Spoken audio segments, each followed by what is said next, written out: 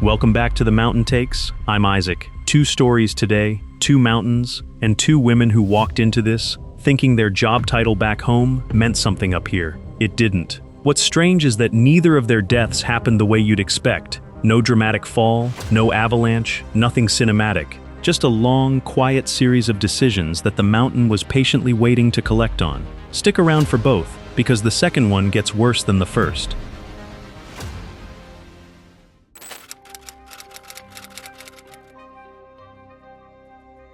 It was June 3, 2018, the West Buttress route, Denali, 14,200 feet. Denali is the coldest mountain on Earth relative to its altitude, sitting far enough north that its summit experiences wind chills that rival Everest's, despite standing nearly 9,000 feet shorter. The National Park Service requires every climber to register weeks in advance and attend a mandatory briefing precisely because Denali's weather windows close without warning, and rescue above 14,000 feet depends entirely on a helicopter that can't fly in the whiteouts that roll in fastest exactly when climbers need it most. Ranata Voss was 41, a scheduling director for a national logistics firm out of Denver, the kind of job where her entire professional identity was built around forcing chaotic systems into rigid timelines. She had done 2 guided trips before this, Rainier and Kilimanjaro, and she talked about both of them at dinner parties the way some people talk about degrees. Her Instagram caption from Kilimanjaro read, "When you run the schedule, the mountain runs on time." She had trained hard for Denali. Nothing about that training touched what actually breaks people up there, which isn't fitness, it's patience. What Ranata had never learned, in 19 years of forcing other people's calendars to bend to hers, was that a mountain doesn't take a meeting. Her guide was Kayla Reyes, 33, 6 seasons on Denali, 2 Everest summits, known around base camp for an almost supernatural calm that had talked more than one panicking client down off a ledge, physically and emotionally. She'd taken this contract to save for a down payment on a house outside Talkeetna. She told her partner before she left that this was going to be an easy one, an experienced client, small group, good forecast window. She was wrong about exactly one of those things. The first crack showed at base camp, before they'd even flown in. Ranata arrived 40 minutes late to the mandatory NPS briefing because she'd been on a work call, and when the ranger paused to let her catch up, she waved a hand and said she'd read the packet. Kayla noted it quietly. It wasn't a crime, it was a preview. By Camp 1, at 7,800 feet, the pattern had a name Kayla just hadn't said out loud yet. Ranata complained that the freeze-dried meals were beneath what she was paying for, that the tent assignments felt arbitrary, that another client on the trip, a soft-spoken retired teacher named Judith, was slowing the group down, simply by asking clarifying questions at rest stops. Kayla explained, evenly, that on Denali the group moves at the pace of its slowest safe member, because that's how everyone survives the descent too. Ranata said she understood, and then, at the next rest stop, told Judith directly that she should maybe sit this leg out if she couldn't keep up. Judith, to her enormous credit, kept up fine. Ranata's math had simply been wrong. She did not apologize. At Camp 2, 11,200 feet, on the steep, exposed traverse below Motorcycle Hill, a slope that has claimed climbers in whiteout conditions because the drop-off to one side is disguised by featureless snow, Ranata insisted on unroping during a rest break so she could take photos without looking like part of a chain gang. Kayla told her, in the flattest voice she could manage, that the rope wasn't optional on that section, full stop, regardless of visibility. Ranata clipped back in, but muttered that she'd climbed Kili without a babysitter. Kayla noted, silently, that Kilimanjaro is a walk-up with none of Denali's crevasse fields, but she'd learned 6 seasons ago that explaining glaciology to someone determined not to listen was a waste of oxygen she'd need later. The single central refusal came at 14,200 feet, at what climbers call Genet Basin, the last major camp before the summit push, where teams typically cache extra fuel and food in the snow to lighten their loads for the higher, harder sections above. NPS rangers stationed there run a mandatory weather and fitness check before anyone is cleared to continue toward the fixed lines on the head wall. The ranger on duty flagged Ranata for early signs of a mild frost nip on 2 fingers, from repeatedly removing her gloves for photos, and recommended a rest day before continuing. Ranata told the ranger she had a return flight booked for 4 days days out and didn't have a rest day to give. The ranger noted the exchange in the logbook, unusual for a first offense, but not unprecedented. Kayla backed the ranger fully, and this is the moment the narrator wants you to sit with for a second. An entitled client, a byproduct of a rules-first system finally saying no, and a guide who had absolutely no leverage left to make her listen, because Ranata had already made clear 3 separate times that Kayla's job was to accompany her, not to advise her. The institutional complicity here is a little different than usual. There was no company overriding the guide for a good review. It was worse in its own quiet way. Ranata simply outranked the room by attitude alone. She had decided, somewhere around Camp 1, that Kayla was hired help in the same category as an Uber driver, someone whose objections were noise to be managed, not information to be used. Kayla tried twice more over the next 2 days to get her to take the rest day. Both times, Ranata changed the subject to logistics, pack weights, timing, whether they'd summit before the forecast window closed, treating the conversation as a scheduling problem instead of a medical one. The point of no return happened quietly, the morning of the summit push, June 9th. Renata's frost nip had progressed overnight into what the expedition's medic, a soft-spoken paramedic named Doug Ferris who'd flown up specifically to cover the higher camps, identified as early frostbite on 3 fingers of her right hand, pale, waxy, numb to touch. Doug recommended she descend immediately with an escort. Ranata looked at her own hand, flexed the fingers once and said, "They still work. I'll deal with it after." She said it flatly, almost administratively, the way she might have dismissed a minor line item on a budget. Kayla told her this wasn't a line item. Ranata was already walking toward the fixed lines. Above 17,200 feet, on the exposed ridge below Denali Pass, a notoriously wind-scoured saddle where gusts regularly exceed 50 miles per hour,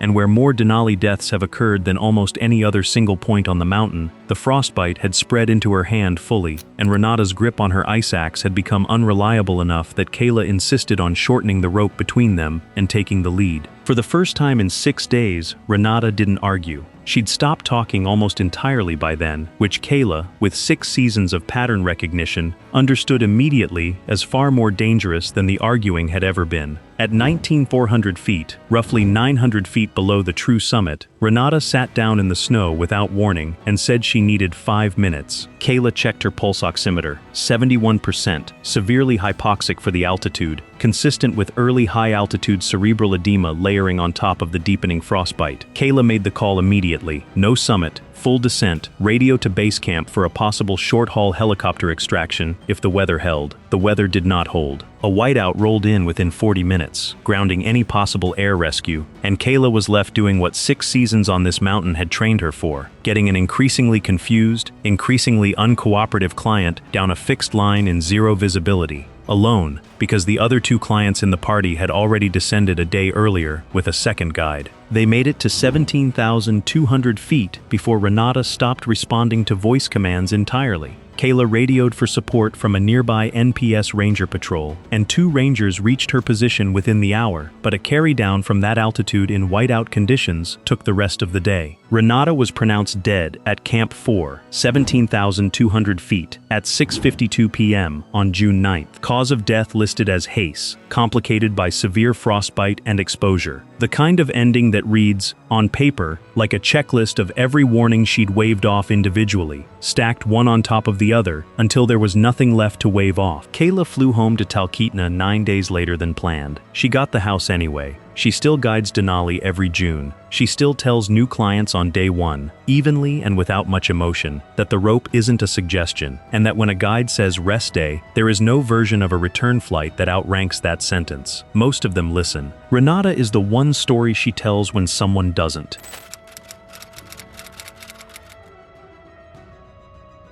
It was October 14, 2021. Base camp, Annapurna I, 13,550 feet. Annapurna I carries the highest fatality-to-summit ratio of any mountain over 8,000 meters on Earth. For every 3 climbers who've reached its true summit, roughly 1 has died trying. It's not the altitude alone that does it, it's the terrain. Massive hanging seracs that calve without warning across the standard route. Avalanche paths that have swept entire camps off the mountain overnight, and a summit ridge so corniced that experienced guides describe walking it as trusting your weight to something that might not be there. Annapurna doesn't forgive contempt. It especially doesn't forgive contempt for the people whose entire job is reading the mountain's mood before it turns. Priya Anand was 39, the founder and sole owner of a luxury boutique chain across 3 cities, a woman who had built her business on the principle that money bought deference, and who had never, in 15 years of running it, encountered a room where that principle didn't hold. She had climbed Kilimanjaro and Elbrus, both non-technical trade routes, both completed with private guides she'd hand-picked and, by her own account online, trained to anticipate what I need before I ask. Her application to the expedition company for Annapurna listed her experience honestly. What it couldn't capture was how she treated the people beneath her, which turned out to be the only variable that mattered on this particular mountain. Her guide was Dawa Sherpa, 36, 4 Annapurna summits, a genuinely elite number on a mountain this dangerous, and a reputation among other guides for reading Sarek movement almost instinctively, the kind of read that comes from having lost friends to the ones he misjudged early in his career. He'd taken this contract specifically because Annapurna contracts pay well, precisely because so few guides are willing to take them repeatedly. He had a son starting university in Kathmandu that fall. This climb was covering the first year's fees outright. The first incident happened at base camp, over food. Priya sent her breakfast back twice through the cook staff, not because anything was wrong with it, witnesses would later say, but because she wanted the eggs plated differently, a request that meant almost nothing at 13,550 feet on a 2-burner camp stove serving 11 people. She then complained to Dawa that the kitchen staff were surly, when in fact they'd simply stopped making conversation with her after the second returned plate. Dawa apologized on their behalf, which cost him nothing and fixed nothing because the actual problem wasn't the eggs. At Camp 1, 16,200 feet, the ladder crossing incident happened, the kind of small, specific cruelty that other guides at base camp would still be talking about a season later. The route to Camp 1 crosses a section of glacier where aluminum ladders bridge narrow crevasses, and climbers wait their turn single file, clipped into a fixed rope, while each person crosses. A young porter named Nima, 19 years old and on his second season, was crossing ahead of Priya's group when he slipped slightly, catching himself on the safety rope without falling. Priya, waiting behind him, said loudly enough for the whole line to hear, "This is why they shouldn't put boys on the ropes." Nima said nothing and kept walking.